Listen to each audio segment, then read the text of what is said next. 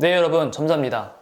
오늘은 지금 임차 시장 자체가 꽁꽁 얼어붙은 상황 속에서 제가 이번에 활용한 팁 아닌 팁을 말씀드리고자 이렇게 영상을 켜보았는데, 지금 집을 팔려고 집에 들어왔거나 지금 당장 월세 부분에 있어서 굳이 내가 실거주 할 필요가 없는데 계속 거주하시는 분도 있을 거 아니에요.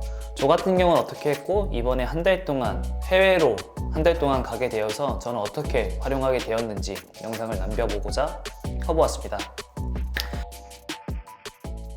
제가 내일부터 한국에 없어가지고 이렇게 영상을 찍게 되었습니다. 한 달 동안 집을 비우면서 해당 집도 어떻게 처리를 할지 아니면 활용적으로 세이브를 할지 고민을 하다가 월세를 다시 주게 되었고, 이번 영상에 대해서 좀 제 생각 좀 남겨보고자 영상 찍어보겠습니다. 우선 제일 쉽게 말씀드리면은 단기 월세예요. 단기 월세. 아시는 분들은 아시겠지만 되게 생소한 분도 많을 거예요.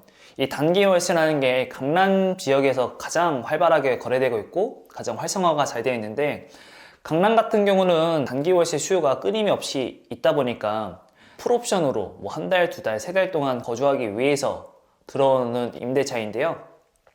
저 같은 경우도 이번 들어온 경기도 아파트 집에 대해서 굳이 제가 한 달 동안 비워두는데 생돈을 날리고 싶지 않아서 제가 풀옵션인 상태에서 이거를 좀 내놓아 보았는데 연락이 꽤 많이 오더라고요. 이런 식으로 여러분도 지금 당장 집이 안 팔리는데 굳이 실거주할 필요가 없는 분들이나 지금 전세를 살고 있는데 전세가 안 나가고 있는 분들이나 이런 분들한테 되게 도움이 될 것 같아서 이 영상을 찍어봅니다.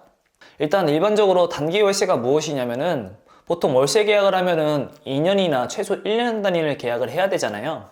하지만 이 단기 월세 같은 경우는 한 달, 두 달, 세 달, 6개월 이렇게 거주가 가능하다 보니까 되게 부담 없이 들어와서 나가고 있고, 대부분이 이게 풀옵션, 침대나 세탁기 모든 것들이 다 갖춰져 있어요. 냉장고나 소파나. 그렇기 때문에 그냥 몸만 와서 살면 되는 구조인데, 사회초년생이나 급하게 지방 출장 오신 분들, 아니면 단기간 동안 취업을 했는데 어떻게 될지 모르는 분들이 많이 들어오는데요. 한번 월세에 들어가게 되면은 가구부터 시작해서 사야 될 게 너무 많잖아요. 그러면 월세는 1090인데 가구 비용이나 기타 비용만 따지면 3,400은 그냥 쉽게 나가는데, 그런 비용을 세이브할 수 있고 아낄 수 있다 보니까 되게 활용도가 좋습니다. 대부분 이런 식이에요. 공실인 월세가, 원룸 월세가 1000에 85, 80이다 했을 때 단기 월세를 이걸 돌리게 되면은 110에서 110, 많게 받으면 120에서 120 받게도 되는데, 이런 식으로 월세를 계약을 해서 임대인한테 전대차를 동의를 받아서 이거를 또 누군가한테 전전대를 돌리는 거예요. 임차인한테. 이런 식으로 수익화를 낼 수도 있고, 이 방식을 떠올라서 저의 상황에 맞춰서 대입을 했죠. 제가 지금 거주하고 있는 아파트의 월세 시세를 보면은 한번 봐볼게요. 지금 시세가 1억에 90, 1억에 100, 몇 개 없네요. 1억에 100. 5천에 120 이렇게 받고 있단 말이에요. 지금 당장 한두 달 사는데 5천에 120 보증금을 1억 5천만 원 넣기에는 부담스럽잖아요. 근데 저 같은 경우는 1천에 150만 원에 내놓았더니 바로 계약을 하겠다는 사람들이 나타났고 계약을 하게 되었습니다. 120만 원 나가야 될 원금과 이자 비용을 합산한 금액보다 더 많은 월세를 받게 되어서 30만 원이라는 수익을 보게 되었고, 그 금액에 맞춰서 서울 지역으로 다시 이사갈 생각을 하고 있어요. 그래서 여러분도 너무나 이런 시장 경기가 꽁꽁 얼어붙어 있고 금리가 너무 높아진 상황 속에서 지금 전세는 빼야 되는데 지금 당장 전세가 안 구해지는 상황 속에서 이자를 충당할 수 있고, 매매를 하고 있는 분들도 굳이 지금 내가 이 집에 살 이유가 없으면은 이런 식으로 수익화를 돌려서 매달 임대 수익을 받을 수 있습니다. 슬슬 2022년도를 마무리하면서 제가 2021년도에 다짐했었던 버킷리스트와 목표치에 관하여 쭉 한 해를 돌이켜 보았을 때 계획했던 것보다 더 잘 풀리기도 했었고, 때론 지치기도 했고 기대 이상이었던 한 해이자 기억에 남았던 한 해가 되었던 것 같습니다. 행복의 만큼 책임이 따라오고, 고통의 만큼 성장도 찾아오고, 인내한 만큼 보상이 따라오기도 했습니다. 어떻게 보면 매해 공통된 생각이고 공통된 느낀 점이었던 것 같은데요.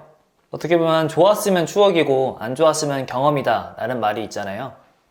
그 말은 즉 너무나 좋을 수도 없고 나쁠 수도 없는 그 중간의 밸런스를 찾아서 그 중심점을 잘 잡아야 된다 생각을 하고 있는데, 올해 한 해를 더 나중돼서 나이가 먹고 생각을 해봤을 때 어떻게 하면 더 완벽한 한 해를 보낼 수 있을까 라는 고민을 하다가, 고민 끝에 20대에 꿈꿔왔던 버킷리스트 유럽 여행을 가고자 떠나게 되었습니다. 물건에서 오는 가치는 일시적이지만 경험에서 오는 가치는 영원하기에 좀 더 넓은 시야를 가지고 세상을 좀 더 크게 바라보고자 좋은 기회가 될 것 같습니다. 시간이라는 것도 돈이라는 것도 젊은 날의 투자가 차후에 미래까지 영향을 주기 때문에 너무 물질적인 투자보다는 경험에 대한 투자도 섞어가면서 하는 게 되게 건강하다 생각하고 있거든요. 그렇게 저는 경험과 추억에 이번에 투자를 해보고자 떠나게 되었습니다. 그래서 지금 집 사는 집 또한 곰곰이 생각해봤어요. 한 달 동안 집을 비우는데 나가는 원금과 이자가 하게 되면 120만 원 정도 돈이 나가는 것인데, 그럴 바에는 단기 월세로서 그냥 집을 돌리고자 집을 내놨었는데 바로 월세 계약을 하겠다는 분들이 나타나가지고 계약을 하게 되었습니다. 총 120만 원 원금과 이자가 납부되고 있는 상황 속에서 총 150만 원의 월세를 받고 떠나게 되었고, 다시 한국에 돌아온다고 했을 때 저는 이 집을 빠르게 팔고자 들어왔던 목적이 가장 1순위였기 때문에 굳이 제가 경기도에 살 필요는 없거든요. 매번 서울, 강남이나 신사 일을 보러 많이 가기 때문에 매번 왕복 운전하는 것만 해도 거의 90km, 100km 가까이 하고 있거든요. 그래서 시간적인 거나 제 육체적인 거나 이런 걸 고려해 봤을 때 제가 경기도에 있을 필요는 없기 때문에 서울 중심가나 다른 쪽으로 서울 집을 다시 구하고 거기서 다시 영상을 키지 않을까 생각을 하고 있습니다. 여러분도 만약에 지금 당장 뭐 집을 팔고자 들어왔지만은 지금 뭐 집이 당장 팔리고 있는 상황이 아니라면은 단기 월세로서 돌려도 괜찮다라고 생각을 하고 있거든요. 저도 이렇게 해서 월세를 돌리게 될 줄 몰랐는데 여행을 가다 보니까 이렇게 돌리게 되었네요. 거의 지금 몇 주 동안 뭐 여행 갈 준비를 하느라 정신이 없었는데 거진 영상 텀이 너무 길어질까봐 이렇게 영상을 찍고 넘어가서 올리지 않을까 생각하고 있습니다. 그렇게 여러분도 이런 식으로 이런 방법이 있다는 걸 아시고 활용하시면 되게 좋을 것 같아요. 짧게나마 이렇게 여러분들한테 도움이 된다면 좋을 것 같습니다. 더 좋은 영상으로 나중에 찾아뵙겠습니다.